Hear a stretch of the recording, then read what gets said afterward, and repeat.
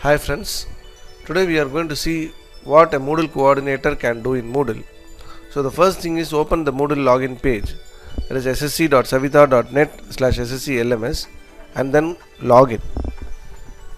Once you log in, from the top right corner you will see a login page in which you give your username and password.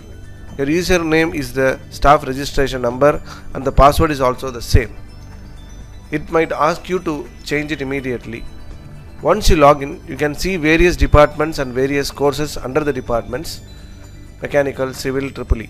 So as a EEE coordinator, if you log in into EEE department, a new page will open which will have the set of the courses under EEE department. So the first thing you can do is, first of all, view the courses, and secondly, you can press on turn editing on, which is on the left side. Once you turn editing on, you have the right to change the details of any of the courses under EEE department. You will not be able to make any changes in any other department.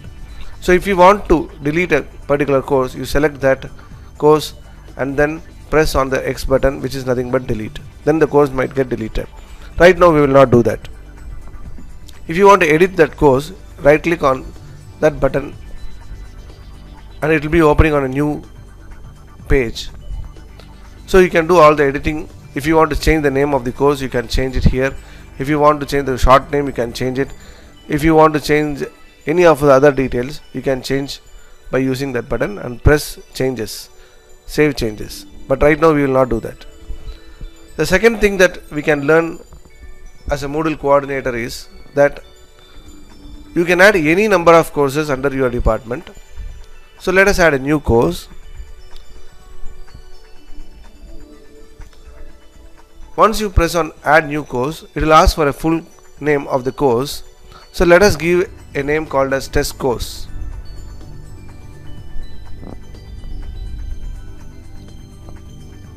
And we have to give compulsorily a short name, and all the other details can be same. We will just change the course start date as the current date, that is February 21st. If you want to make any other changes, you can change that after going through that. So once you click save changes, you will see this menu in which you have to assign a teacher and you have to assign students for that course. So there are two options here. You can see enroll users and enroll cohort. Enroll users represents that you have to enroll a teacher or a student. So now we will select on this option enroll a teacher. Once you set assign role as a teacher, you have to search for the teacher. So you can type the name of the teacher. For example, I am just typing Prabhakaran here.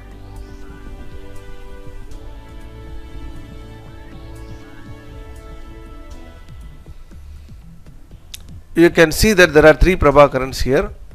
I know that the one with the department is nothing but the faculty, so I enroll that person. So once I click on enroll, the teacher is assigned as the teacher for this test course. Next, I have to assign students for this course. So I click on enroll cohort. A cohort is a group of students of a particular year which have been grouped department wise. So you can see that 2009 EEE is nothing but 4th year students. There are 9. 2010 EEE students represents 3rd year students, which are 57. 2011 ECEB students are 51 in number. We want to assign, let us say, 2010 EEE, that is the 3rd year students for this course. Then all you need to do is click on enroll users 2010 EEE.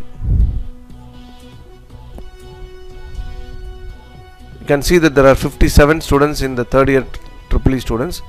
So once I click that, successfully enroll 57 new users.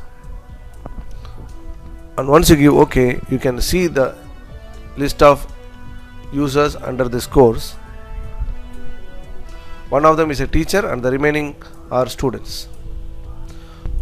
All these students will be able to access this course once they log in using Moodle in our campus, and they can view all the data that is posted by the respective teacher for this course.